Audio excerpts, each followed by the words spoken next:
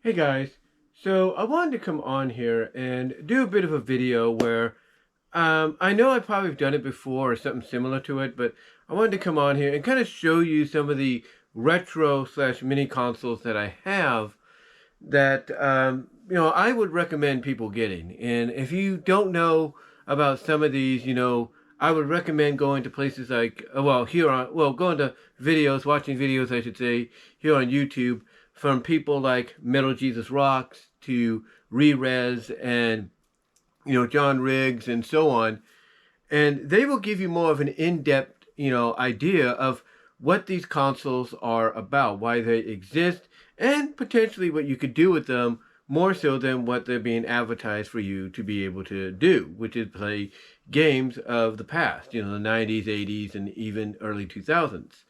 So I wanted to come on here, kind of show you the game consoles I have, and hope you guys enjoy it. So let's get a move on, shall we? Okay, guys. So we're gonna start off with basically this here. This is the Retrobit Retrocade, and I'm gonna try to find the switch here. Here we go. This is the Retrobit Retrocade. And this came out back around 2016-17. There were two different versions that came out, essentially for purchase. The first one that came out of this had to be patched up a little bit, so they re-released the Retrobit or the Retrocade, the Super Retrocade twice, basically to basically because of the original, from what I understand, the first issue having still a bit of problems here and there, but then they basically fixed that with a re-release. This is essentially a sequel to the Retrobit Generations, and if you go and watch Rerez in their video on that, where they talk about the Super Retrocade, as well as a video on the Retrobit Generations, basically the Retrobit Generations was more of a rush-out job, like basically beat the competition to the punch. And that's what Retrobit wanted to do, but unfortunately what they did in doing so is they took all the emulation that they put into that system, from arcades to console and all that, they just didn't run correctly. I mean, there's even one game that Shane was playing that was basically, it's supposed to be, seen as shown like, regularly, like, basically on the aspect, basically it's supposed to, basically the game he was playing was basically made vertical and not horizontal, if you know what I mean. So, yeah, he basically said those are the kind of issues that the Retrobit Generations was facing. So Retrobit came out and said, okay, we're going to do the Retrocade, and it is a vast improvement. Like I said, though, from what I understand, they had to go and they had to fix a few items within the system and then reissuing it once more. Now, as you could tell just by looking at it, it has two control ports, USB control ports on the front. The power button is right here. Now on the back you have an SD card, HDMI, an AV output, and your power cord, or your power AV, if you will. And the power AV is, I just reached down to get it, is right here. This is the power AV. It's a little brick one, so you get a little brick with it. Not a big one. Basically something like, maybe you could look at it as universal. This here, I don't think this is the original. It might be, but this is the USB cord. I think that came with it. But if you don't get one that comes with it, then you could, if you have a USB cord, lying around, you could use that as well. So you got, the option to do USB, along with it, as it spirals a little loose there. I got to reconnect it anyway once I'm done with this, so I can continue showing the other systems and consoles that I have. But yeah, you got that, and then of course, as I mentioned in a recent video where I talked about this, you have the controller, and the controller has a long cord, which is very beneficial for people like me. So you got the here, you got this here, and it's done up in the style of a Super Nintendo controller. Some people have stated that basically, well, not some people, but Rerez, Shane, and them have stated that the original, the Generations ones was done in a Sega Genesis style. So with the, the Retrocade, they decided, okay, we're going to go Super Nintendo. And it does kind of give you, from what I mentioned previously, gives you a little bit of that PS5-like design with the system. Now, no, well, not with the system, but with the controller, so that, it feels more comfortable in your hands.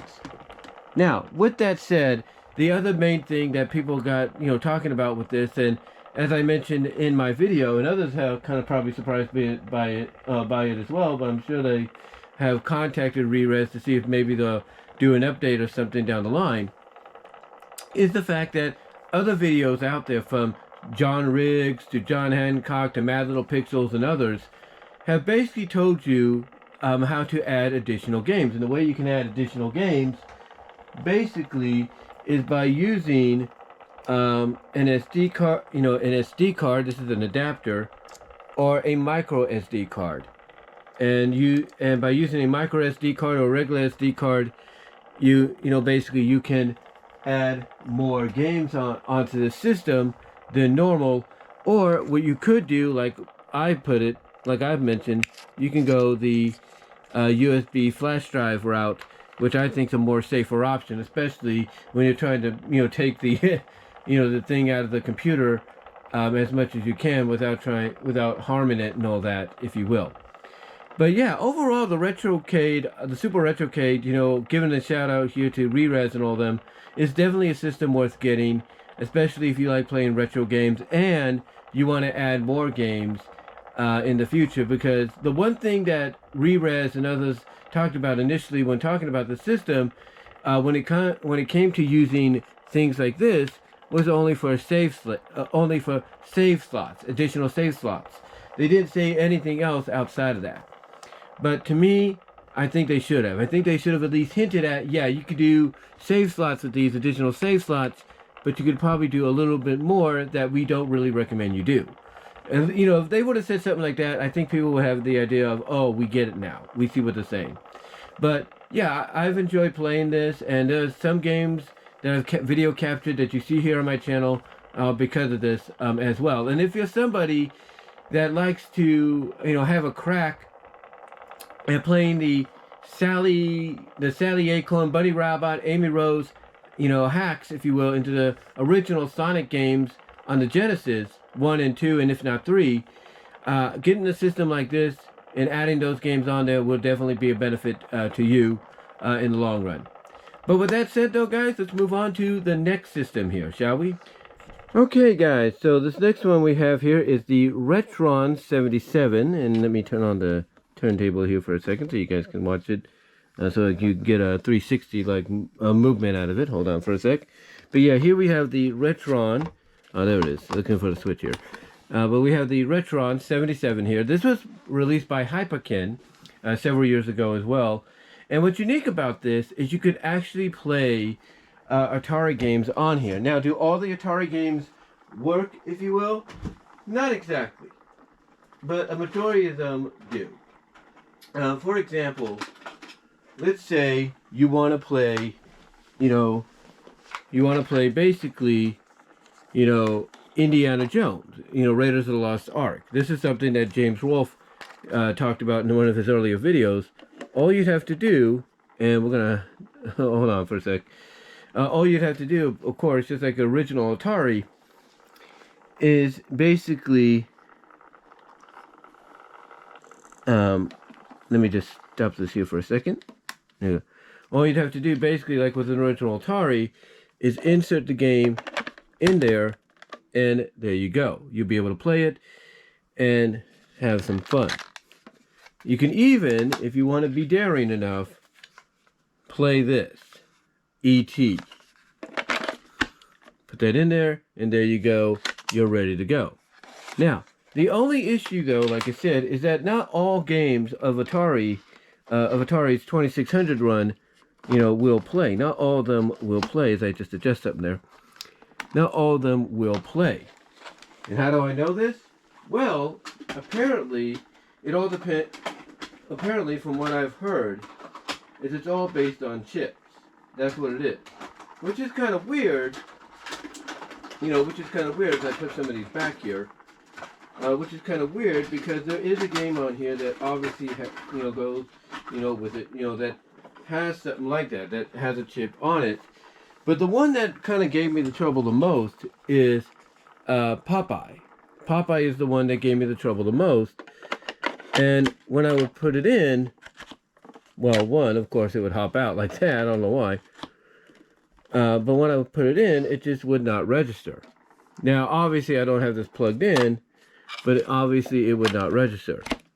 Now, I don't know if the new Atari system that came out by Atari itself, because Atari did release one themselves, will remedy that. But from what I've understood, it's still a massive, issue. So a game like this, is very questionable because I think of the sound chip that's in it. But overall, outside of that, this system is really fun to have. Now, when you do plug it in, you do turn it on, this little H here, which is, of course, for Hyperkin, will light up. Now, it does give you other options as well. For example, as we take it off here, for example, it gives you an SD card slot. I have an SD card in there. It's a micro SD. So it gives you a slot for micro SD. And you could add more games on that. You can do that. You can add, I think, about 1,000 games or something, but you can add games on there. I've only added like a few. I've added the Angry Video Game Nerd Atari game someone made. So I added that on there, and I think I added something else as well. But you could do that. And then it gives you other options here as well. It gives you basically, let's see. Let me see if I can read this right. Hold on while I look at this. Okay, so it gives you...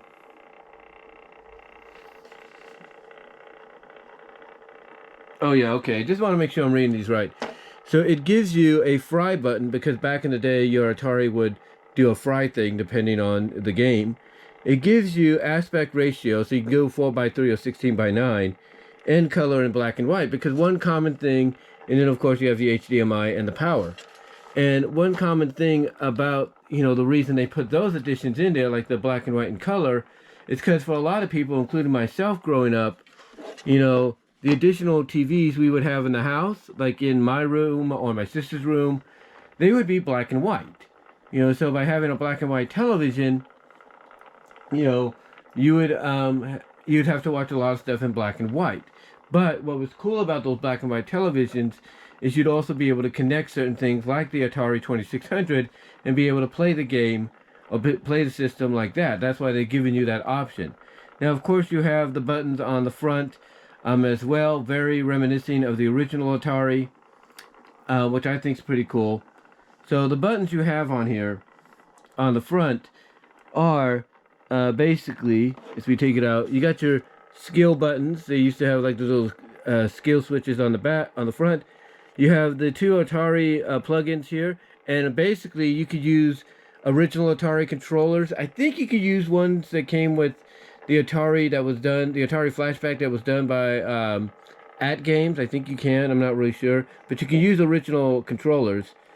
You have the on and off switch right here. I think this is on and off right here. And then you have, let me make sure I read this right. You have save and load. You have save and you have load. And then on the bottom, you have reset and mode. Yeah, you have reset. You have reset. I just want to make sure I read those right. Reset and mode. So save, load, reset, and mode. And then on and off with this right here. And then the skill select right there, which I think is really cool. And the other thing people compliment with this system is how it has that nice little homage to the original 2600. Basically the fact that it has a wood grain-like finish. Now the new one that's come out by Atari basically just does the same thing as this does, if not a bit more from what I'm understanding, but it also has similar issues. And those similar issues are along the lines of, oh, it can't play it can't play certain games because of a chip, that's installed in it. But overall, if you want something that, you can afford, that, because I don't know how much the Atari one is, but if you want something that's a little cheaper and it kind of just does the same stuff, then I do recommend the Retron 77. Now, of course, it does come with a, like I mentioned, it does come with a controller. That's the controller right here. It's got little grooves on the ends here, so make it easier for you to hold that, because the other one was just like hard. And that's what it looks like right there. It does come with HDMI cord and plug, so you can power this on and play this whenever you want. Now, the reason I bring that up is because apparently some of the initial releases of this, they came with the HDMI, they came with a USB cord, but they did not come with the plug, because the one thing that powers this is USB. So if you have a USB I guess you could say outlet, if you will, or maybe a surge protector that has two USB plugs, you can plug it in there without having to use a regular plug, if you will, like what I'm using to charge my phone and everything that you can see in the distance. You don't have to use something like that. Instead, you could use the USB ports that are on the surge protector. But if you have an extra, DC plug-in, adapter, if you will, that comes with a charger or something, you could use that as well. But overall, I do recommend getting this, and that's all I can really say on it right now. So let's move on to the next one, shall we? Now, of course, we move on to probably the most famous one, the one that actually started it all, if you will, the mini console craze, and that is the NES Classic. Now, the history about this upon release is a strange one, if you will. But long story short, when it got announced, people were excited. I was excited, but it was hard as hell to get your hands on one. So you had to wait quite some time, before you got one. And thankfully, as far as I know, it didn't take that long for them to, restock and send more out. And when they did, myself and others that didn't get a chance to get it initially got our hands on it, and we were just happy to have it. And honestly, it brings back a lot of memories. It does come packed with a lot of games. It does come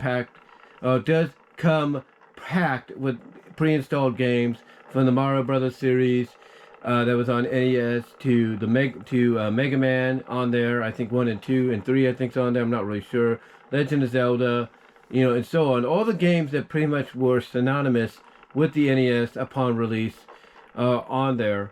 Now, people have modded the NES Classic to add more games, and hey, if you want to do that, go ahead, more power to you. I'm just happy with with it the way it is. And of course, there have been various clones out there that have basically copied the NES Classic style to try to pass themselves off as such, if you will.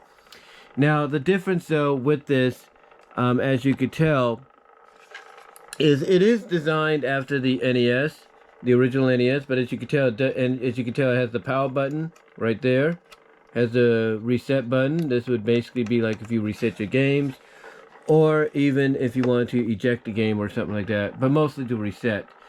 The other thing about it as well, on the back here, is you have an HDMI. You have the HDMI output, and again, you have micro USB. And you have these little ports here for the NES, for the controller. Now, basically, this is the USB plug that came with it. This is what I was talking about earlier when it came to the Retron. You could use something like this, even if it's branded by Nintendo, to be able to play your Retron 77. So that's pretty cool. And of course, it came with its own HDMI cable, which is also, I think, branded by Nintendo as well. This is actually the original one, even though it doesn't say it. This is definitely, oh yeah, it does say it. It says it right there. This is an HDMI cable branded by Nintendo. So you'll know exactly, like if you get confused and you're looking for it, you'll know exactly where that HDMI cable can go to. Now, the issue that some people did have with it, of course, was the controller. They felt that the controller was a little too short for their liking, because here it is, if you will, this is the controller. It's an NES controller, but they felt like it just wasn't up to snuff, if you will, lengthwise. Now, I think Nintendo did remedy that by selling extensions so you could play the game from wherever you are in your room or wherever you have it at. So they basically took care of that. Even though you have to pay an additional cost, they did remedy that factor of, okay, you want to, you want to have the game, you want to play the game, but you don't want to sit up close. Well, here you go. Here's your opportunity. But yeah, it was just a real big deal when this came out. Everybody was happy, and I can't say any more than that. And I think it's still out there for you guys to purchase. If you haven't purchased one yet, go ahead and get one. It is definitely worth having in your collection. But with that said, let's go on and talk about the one that came after. Alright, so next here we have the Super Nintendo, the SNES Classic. And this came out, I think, a year or two after the NES Classic. And this, of course, has a lot of games that were associated with it upon its release, which a lot of people were happy for.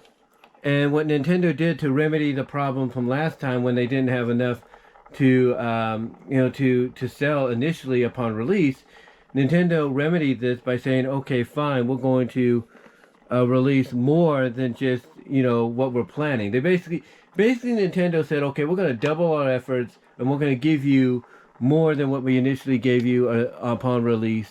With the NES Classic, we're going to double that effort, and lo and behold, they did. Now, what's interesting about this is, of course, it is designed after an SNES, original NES, which I do have. You got the HDMI cable here. You got your power plug right here. You got your power switch on right there. You got your power right there to turn it on. To reset, go back to menu. But here's what's interesting. You might say to yourself, well, where's the plugs? Here's the interesting part. Down here, right here on the bottom, you lift this up, if you will, and you pull this down, if you will, and there you go. Your plugs are under there, which I think is kind of cool. Nice little neat feature, so that when you're not using it, it gives off the vibes of a regular Super Nintendo, but just in miniature size. Now, of course, like the NES Classic, it did come with its own power plug. So you have that right here. You have the power plug right here. It's USB, just like the NES. It's USB. And then, of course, just like the NES, it comes with a Nintendo branded HDMI cable. It comes with a Nintendo branded HDMI cable, as far as I know. Oh, I think it's Nintendo branded. Yeah, it is. But I don't. Yeah, it's Nintendo branded. You could tell. It's the same kind of HDMI cable as before. But here's the thing: with any of these systems that have HDMI, you don't have to rely on the one that comes with it. You can actually use any HDMI you have lying around the house, which is pretty cool. Now, the controller, that's another thing they remedied as well, because they basically said, okay, people were complaining about the length of the SNES controller, or the NES controller, and as you could tell, yeah, they remedied that in a big way. They remedied that hugely for a lot of folks. But again, it's a system I highly recommend putting into, making it part of your collection, down the line, because obviously, if you're into the retro scene and you want to have classic, games to watch whenever you play whenever you want, this is one to do it with. But now, let's move on to the competitor that actually brought one out themselves. Okay, so this next one here we have is the Sega Genesis Mini.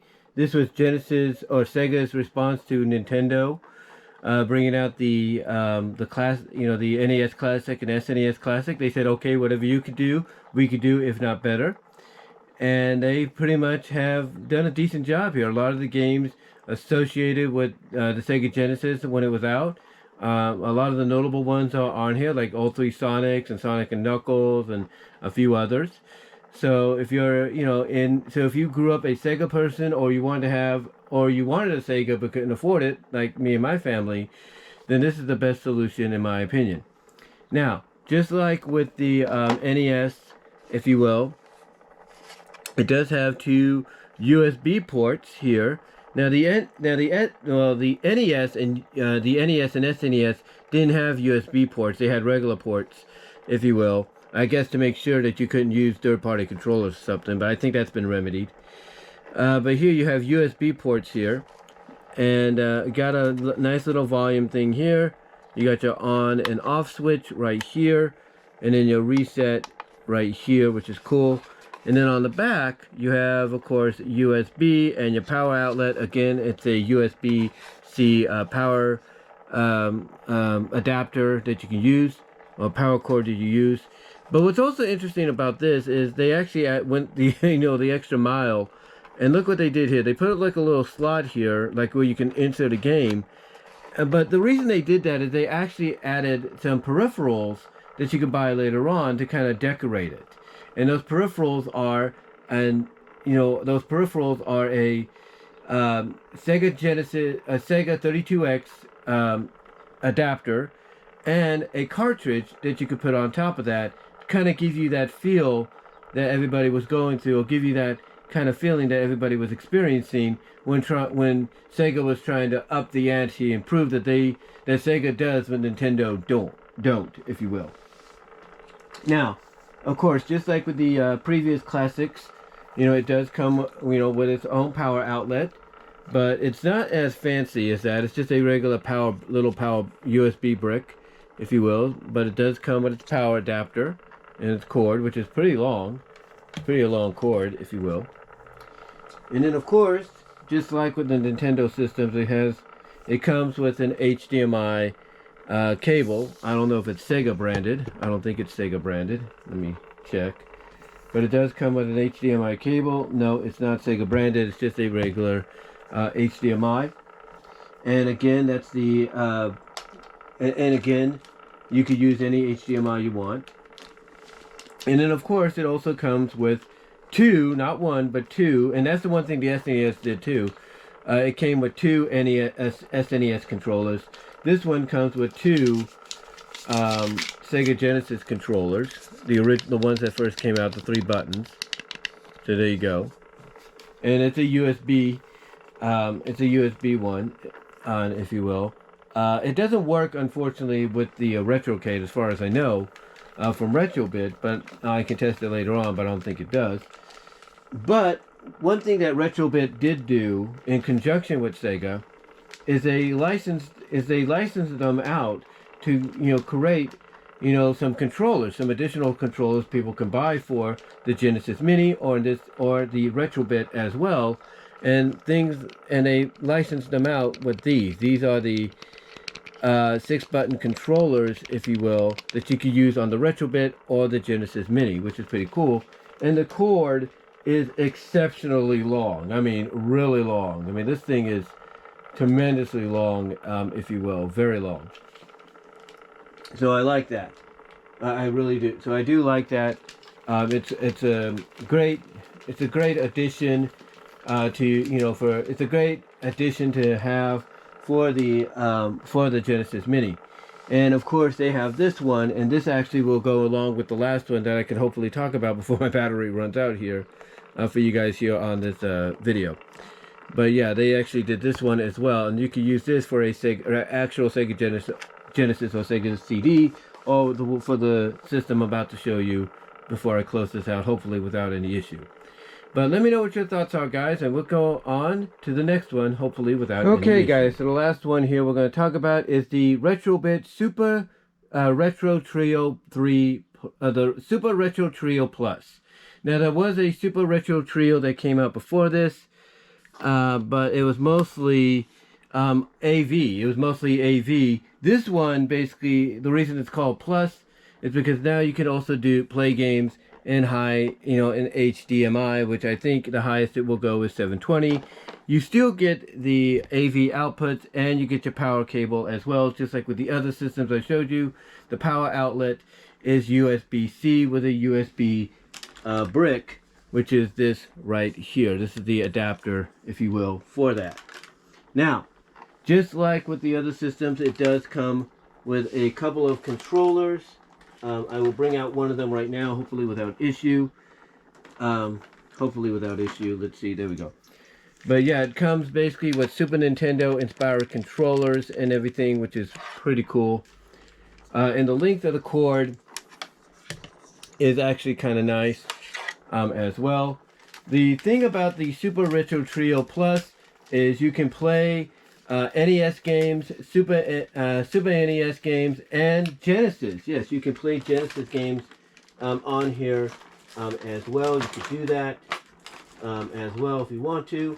It does come, like I said, with two controllers. It does come with two controllers, and I'm going to try to get back in here as best I can. Now, I mentioned earlier that, there was a system that Retrobit released this for, courtesy of Sega Genesis, and on behalf of Sega. And this is that system. You can this is another 6-button controller that Retrobit released.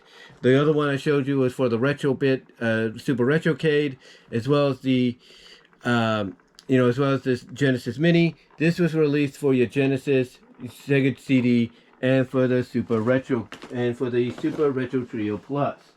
So you can actually play that, play Sega games with that. Now, the other thing about this too is you have this little switch here, so you can go from off to NES to SNES and Genesis at the very top. You got your reset as well. You got a reset button, and then here, this is where it gets a little tricky. But you press this right here, and you have all your ports right there. You have all your ports. You have your Super Nintendo. You have your Genesis, I believe. You have your regular Nintendo, and then you have the regional outlet right there as well. Like if you want to do, let me see if I got this right. Yeah, you got your, okay, that's not the region one. This is the switch between your games, or whatever you want to use, I think.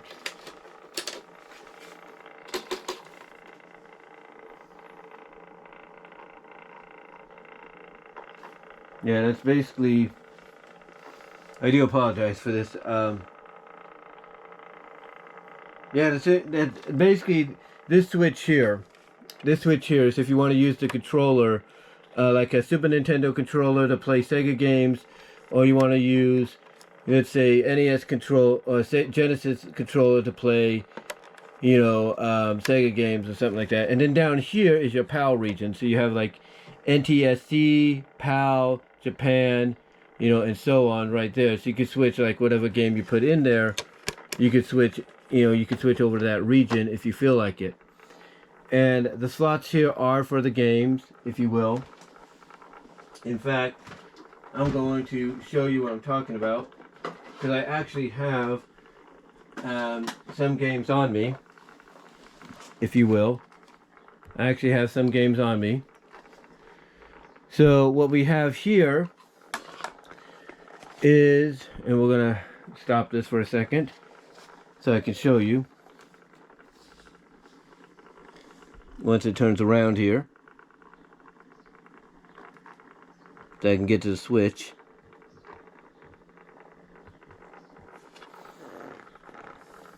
Oh, there it is. I was going to say, did the switch, did the switch disappear?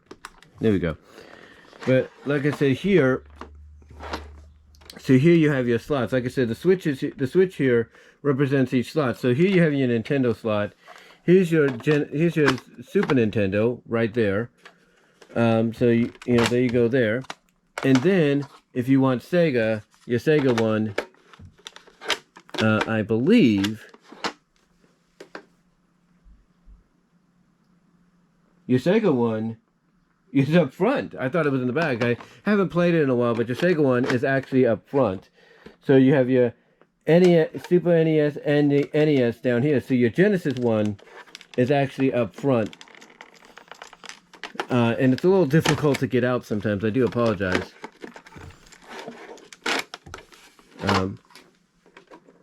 Yeah, it's hard to get out. But yeah, you have the opportunity to play games like, let's say, Aladdin, on there, if you feel like it. And again, the difficulty is getting the games out, if you will. But yeah, you can play NES, SNES, and Genesis, like that. So again, if you want to, you want to put that in there, go ahead. You can play it. Again, the only issue is getting it out, which is always norm for any games. Same with this, if you will. But yeah, you can play those games there, but you can't play them simultaneously. You got to switch from like one to the other. You gotta switch from one to the other. But overall, it's a great system to have in the collection. And when I heard about the Super Retro Trio, the original one, when they did a video on that, I was like, oh, I gotta get that. And then I looked online and I saw that, wait a minute, Amazon's selling a plus? What's the plus? And then I saw what the plus was. Basically, it's the fact that you can play, in HDMI, so you don't have to worry about having to convert or get out of CRTV and anything. You can actually play this in HDMI and it works. It's the actual hardware. It's not emulated, and you're playing it in HDMI. So I do like that. But it's only at 720. It's only at 720p. So, but I still do like that. I really appreciate, that Retrobit went that distance and made that effort to improve on the original Super Retro Trio and said, hey, we're going to give you HDMI output. Because obviously that's, what everybody's going with nowadays. But do I recommend getting it? Absolutely. The only thing, like I said, is when it comes to these slots here, obviously, as you can see, my finger gets stuck in there a little bit. The only thing I would say is be careful on how you take the cartridge out and everything, because you don't want no damage or anything. You don't want no damage whatsoever. But do I recommend getting it? Absolutely. It's affordable, and it's definitely worth adding to your collection. But anyway, though, guys, that's going to do it for this video on where I've showed you all the all the games that I have, all the retro and clone consoles that I have, from the Retrobit to the NES and SNES Classic to the Sega Genesis Mini to the Retron 77 and here to the Super Retro Trio Plus. But let me know what your thoughts are, guys. Comment down below, live chat during the premiere.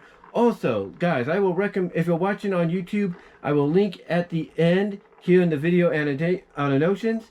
I will link videos to the likes of Metal Jesus Rocks and Rerez, where they talk about these systems and others. So until next time, guys, I will talk to y'all later. God bless. Take care. I am out.